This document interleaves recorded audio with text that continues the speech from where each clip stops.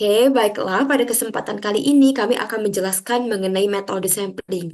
Apa itu sampling, bagaimana pembagiannya, terus bagaimana pengaplikasiannya pada ilmu kefarmasian. Untuk itu, mengenai penjelasannya lebih lanjut, kita akan masuk ke slide selanjutnya yang akan dijelaskan oleh teman kita, Monica. Kepada Monica, kami persilakan. Apa sih itu sampling? Sampling adalah menyeleksi sebagian dari suatu grup besar sehingga sampling itu diambil dari suatu data populasi. Dan sampel itu adalah bagian dari populasi. Oh, jadi gitu toh. Berarti teknik sampling ini bakal mempermudah suatu research kita ya, karena kita nggak perlu harus ngumpulin banyak-banyak suatu data untuk mendapatkan suatu informasi. Jadi kita bisa kayak ngambil beberapa sampel aja gitu untuk mengolah suatu data tersebut, jadi dapat informasi dari teknik sampling tersebut. Baiklah, menarik, menarik.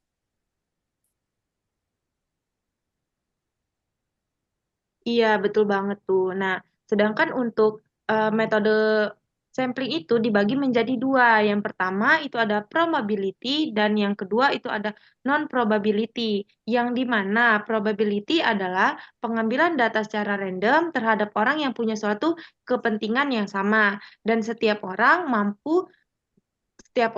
punya kesempatan yang sama. Sedangkan untuk non-probability adalah pengambilan data secara tidak random dan setiap orang tidak mendapatkan kesempatan yang sama. Hmm, Tir, kalau menurut kamu nih, apa sih perbedaannya dari probability sampling dan non-probability sampling itu? Kalau menurut aku sih berdasarkan penjelasan yang Monik tadi kasih, kalau probability itu berarti pengambilan datanya itu secara random aja. Nah, kalau non-probability itu berarti sampelnya itu harus tetap memenuhi suatu kriteria yang dibutuhin. Hmm. Kalau gitu, aku selanjutnya akan menjelaskan tentang metode-metode sampling non-probability dan juga probability.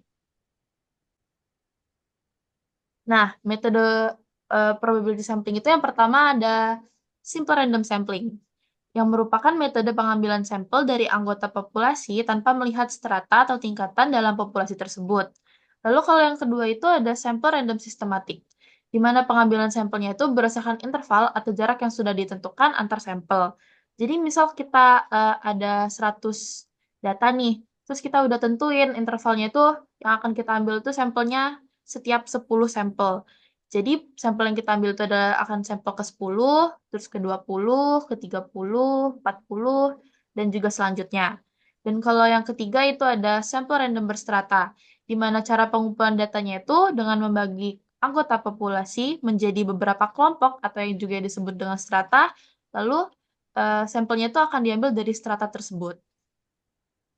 Lalu selanjutnya itu ada metode non-probability sampling. Yang pertama itu ada purposive sampling, yang cara samplingnya itu dipilih berdasarkan pertimbangan tertentu dengan tujuan untuk memperoleh suatu sampling yang memiliki karakteristik. Yang kedua itu ada accidental sampling, di mana teknik samplingnya itu berdasarkan suatu spontanitas, di mana siapa saja orang atau sampel yang ditemui oleh peneliti yang memenuhi kriteria penelitian dapat digunakan sebagai sampel. Dan yang terakhir itu ada kuota sampling, di mana pengambilan sampel yang diambil bergantung pada jumlah dan kriteria yang sudah ditentukan oleh peneliti. Jadi misal kita ada 100 lagi, sampel itu akan kita ambil tuh berdasarkan gender nih. Maka kita tuh tentukan kuotanya. Kita bagi menjadi 50 untuk eh, gender laki-laki dan juga 50-nya itu untuk perempuan. Seperti itu. Aku masih kurang paham nih. Kamu ada contoh untuk pengaplikasiannya di bidang kefarmasian nggak ya? Nah, Mon, tadi kan Tiara udah kasih penjelasan tentang metode-metode sampling dari non-probability sampling dan probability sampling. Sekarang aku akan kasih contoh pengaplikasiannya pada dunia kefarmasian, misalnya pada ilmu farmakodinamika nih. Nah, untuk probability sampling, yaitu sampling penderita hipertensi pada rentang usia 18 sampai 30 tahun yang diambil secara acak. Nah, contoh ini tuh termasuk ke dalam probability sampling jenis strata random sampling. Dan untuk contoh non probability samplingnya yaitu sampel hipertensi yang berkunjung 2 bulan belakangan ini di rumah sakit X, di mana setiap orang tidak memiliki kesempatan yang sama. Nah, contoh ini tuh termasuk non-probability sampling jenis purposive sampling. Oke, baiklah. Tadi Fadia udah memberikan contoh untuk dalam bidang farmakodinamika kefarmasian gitu ya. Tapi aku bakal kasih contoh yang lebih relatable, yang lebih nyata, sesuai dengan jurnal yang ada gitu. Untuk probability, ada jurnal yang membahas mengenai analisis potensi interaksi obat pada pasien rawat jalan eksekutif poliklinik penyakit dalam di rumah sakit X periode Januari sampai Maret 2023. Sebenarnya jurnal ini tuh membahas untuk menganalisa, mengetahui, dan memperoleh potensi terjadinya interaksi obat serta tingkat keparahan pada resep pasien yang digunakan di poliklinik penyakit dalam rumah sakit X pada periode Januari dan Maret 2023. Di mana sebenarnya jurnal ini tuh hanya membahas mengenai gendernya aja kayak pasien perempuan dan laki-laki, terus ada rentang usianya dari remaja sampai lansia akhir dan tidak memiliki spesifikasi khusus untuk memenuhi suatu sampel itu bisa dianggap sebagai sampel atau enggak gitu. Jadi nggak ada hal yang harus dipenuhi gitu. Sedangkan pada non-probability sample atau non-probability sampling itu kan kita harus memenuhi ya. Nah, salah satu contohnya itu ada pada analisis efek samping penggunaan obat hipertensi captopril pada pasien RSUD Kabupaten Nrekang.